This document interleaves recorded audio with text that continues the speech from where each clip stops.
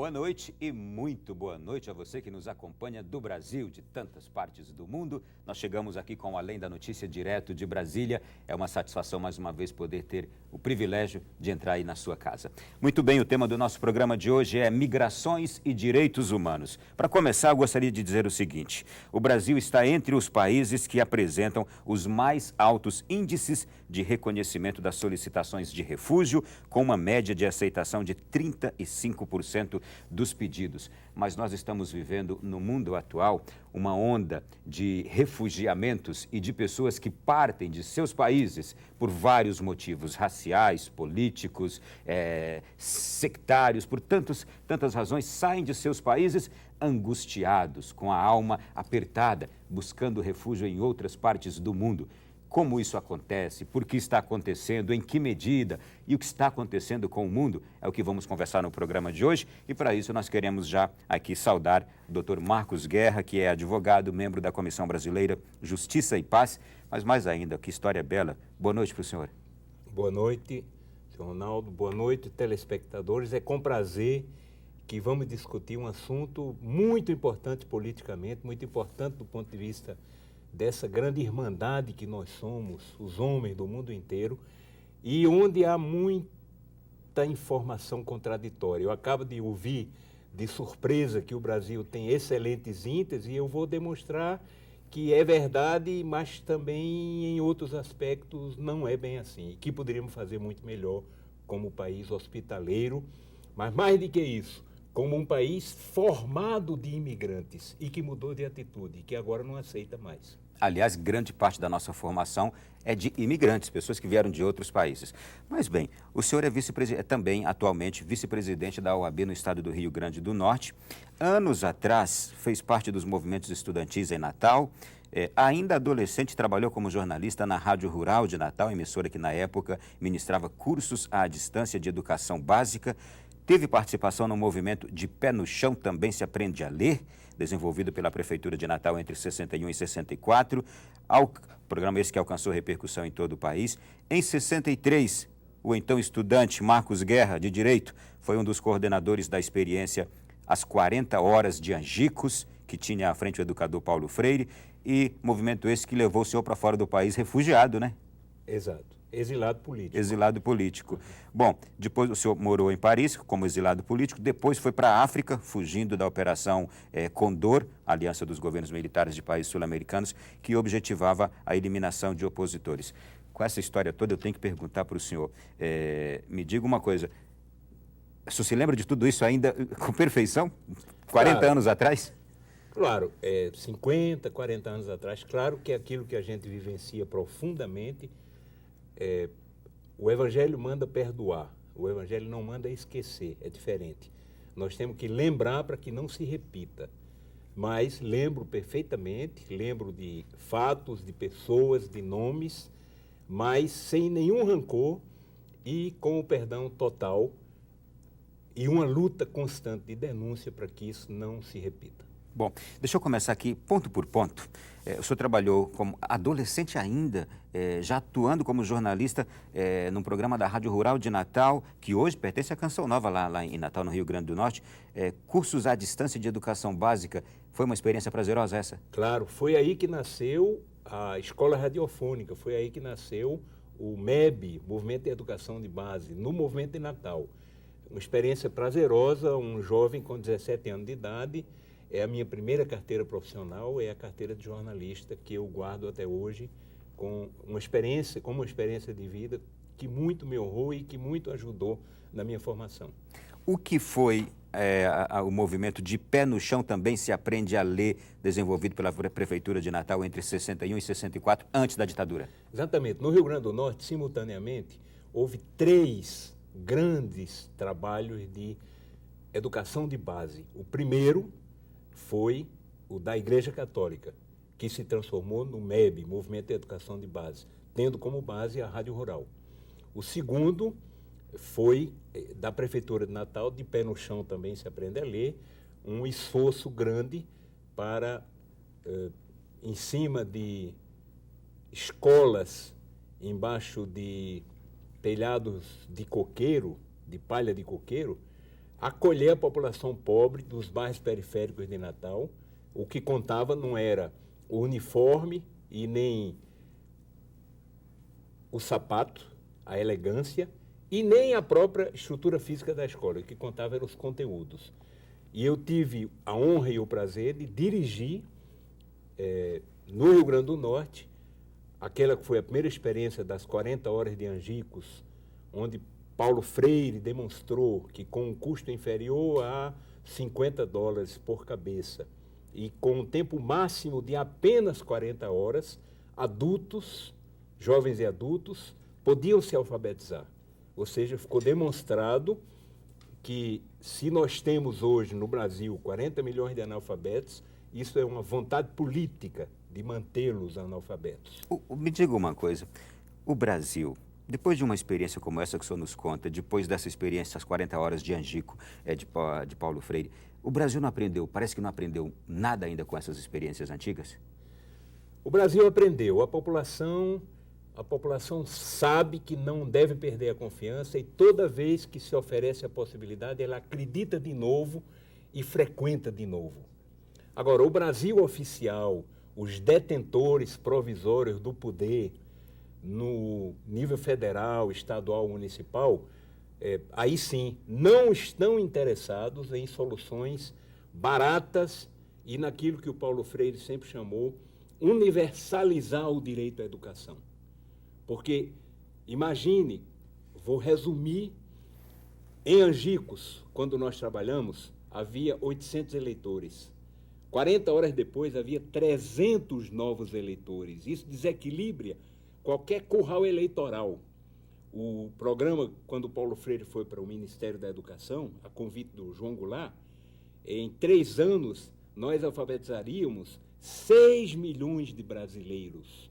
Naquela época, analfabeto não votava.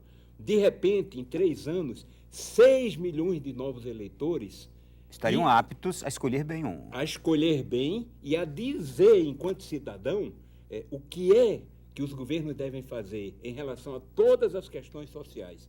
O que é que o Brasil fez, e desde, inclusive, a redemocratização, ignora esse potencial, essa tecnologia existente e prefere manter uma parte grande da população analfabeta, porque isso diminui a possibilidade de exercício da cidadania e a possibilidade de inclusão social e política. Então eu quero aproveitar o senhor aqui, que é parte dessa história do Brasil tão recente, para lhe perguntar, o senhor acredita realmente nisto? A gente já ouviu tanto dizer que não era interesse dos governos e não é interesse de governantes alfabetizar, educar, conscientizar a população, porque isso não dá voto, aliás, isso tira voto? Eu repito que sim. Repito que sim. E quando Paulo Freire foi convidado no governo João Goulart a fazer mais de que 40 horas, fazer alguma coisa que correspondia, 40 horas correspondem à agilidade e capacidade de ler e escrever de 2 anos de educação básica. Ele foi convidado pelo ministro, não, vamos fazer uma coisa mais completa, equivalendo a 5 anos. Paulo disse, nós não temos tempo nem dinheiro.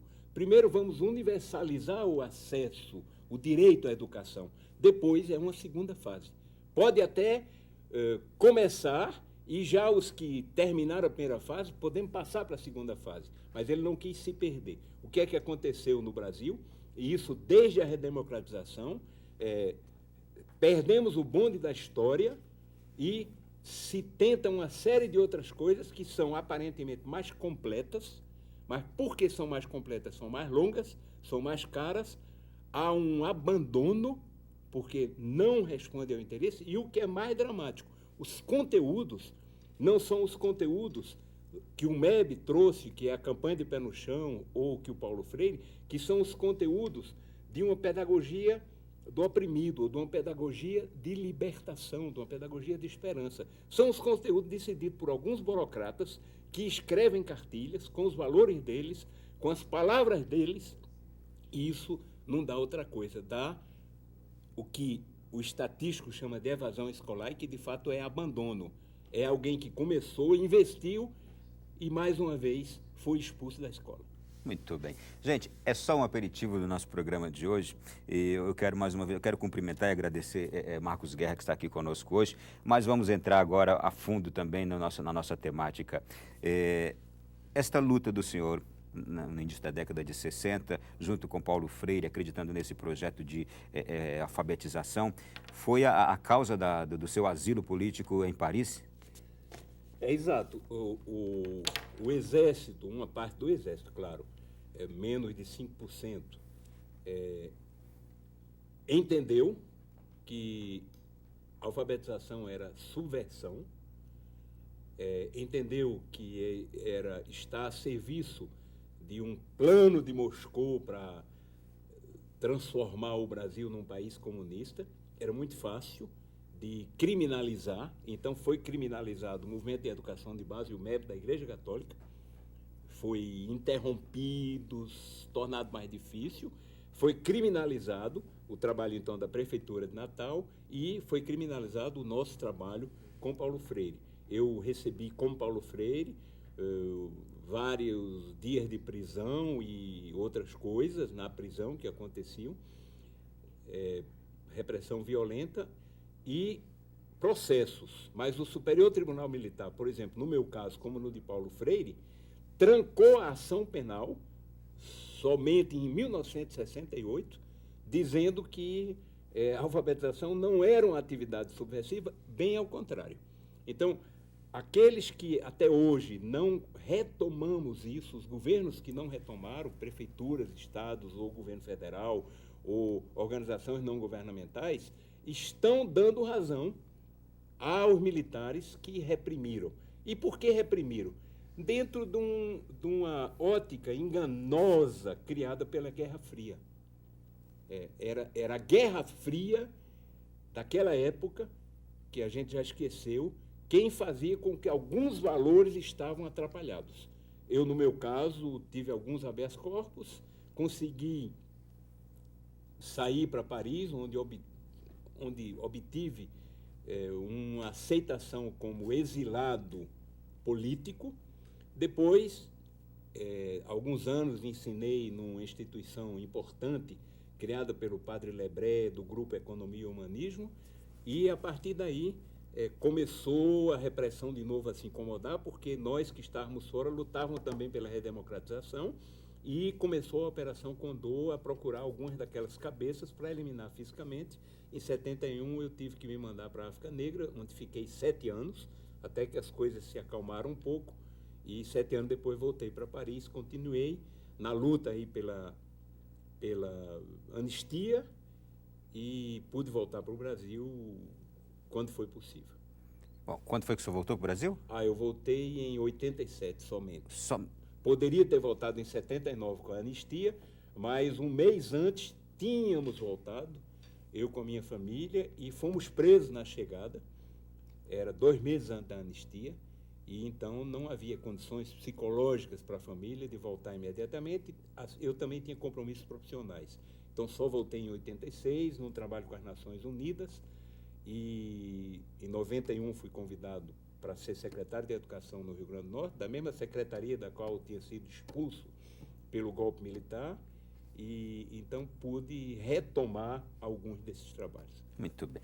Ouvindo essa história, eu só me lembro agora do momento que a gente está aqui tendo no Brasil com esse asilo que nós estamos concedendo aqui, não sei se podemos dizer de asilo, ao senador boliviano que está no Brasil. Qual é a relação que há entre o caso desse senador e, por exemplo, o caso do senhor e de tantos outros no Brasil que viveram essa experiência? Exato. O senador tinha recebido asilo numa embaixada, que é um estatuto diferente. Quando ele veio para o Brasil, agora, entrando pela fronteira em Corumbá, ele pediu refúgio, que é um estatuto diferente. O Brasil assinou uma convenção internacional e se obriga a dar refúgio a quem pede, desde que respeitadas algumas condições. Eu sou professor de Direito Internacional, do Direito do Estrangeiro. Eu entendo que o senador tem direito ao refúgio, mas a palavra final depende do CONARE, Conselho Nacional de Refugiados, que vai analisar convênio que o Brasil assinou, e a palavra, depois do posicionamento do CONARE, o ministro da Justiça é quem dará a palavra final. Eu entendo que, se o Brasil já tinha concedido o asilo, o Brasil, na mesma lógica, deverá conceder o refúgio, mas a palavra final depende do CONARE e do ministro da Justiça, que, para isso, age de maneira delegada pelo presidente da República. É uma situação similar. A Bolívia vai pedir a extradição, ou seja, vai pedir que devolvam o senador. O Brasil poderá, sim ou não, devolver. Há uma semelhança entre o caso do Cesare Battisti, que a Itália pediu também a extradição e o Brasil não concedeu? Exatamente. A decisão soberana está nas mãos do presidente da República, certo? O Brasil tem um acordo para extraditar para a Itália. O Brasil também tem um acordo para extraditar para a Bolívia. Tem um acordo. Agora, o Brasil, antes disso, tem um compromisso moral e político de acordo com a Convenção Internacional de Refugiados. Aí o Brasil deve respeitar isso.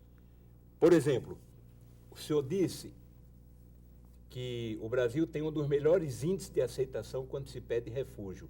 É verdade. Mas tem um dos mais baixos índices de refugiados. Nós temos menos de 5 mil refugiados no Brasil. Nenhum país pequenininho africano tem menos de 100 mil refugiados. Pois já a gente vai entender por que isso, vai entender por que disso, inclusive porque o senhor também, juntamente com outros representantes de OABs do Brasil, estão propondo um novo Estatuto do Estrangeiro. Exatamente. A gente conversa sobre esse assunto no nosso próximo bloco.